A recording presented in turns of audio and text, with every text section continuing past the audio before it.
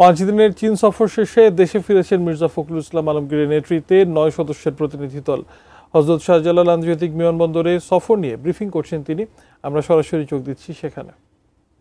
যে আন্তর্জাতিক বিভাগ রয়েছে তার দুজন মন্ত্রীর সঙ্গে অত্যন্ত গুরুত্বপূর্ণ ফলপ্রসূ আলোচনা হয়েছে এবং তারপরে আমরা গিয়েছি সিয়াম প্রদেশে। সেখানেও আপনার পার্টির সেক্রেটারি এবং গভর্নর তার সঙ্গে আমাদের সভা হয়েছে, অত্যন্ত গুরুত্বপূর্ণ।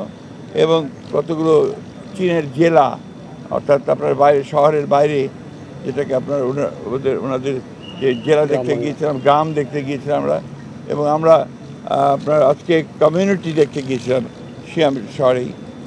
আমরা অভিভূত হয়েছি যে এই কয়েক বছরের মধ্যেই চীন একেবারে একটা অত্যন্ত উঁচু পর্যায়ে পৌঁছে গেছে তার সমস্ত অর্থনৈতিক, সামাজিক এবং রাজনৈতিক শক্তি দিয়ে। প্রেসিডেন্টের নাম বলেন এবং প্রেসিডেন্টের নামটা বলেন।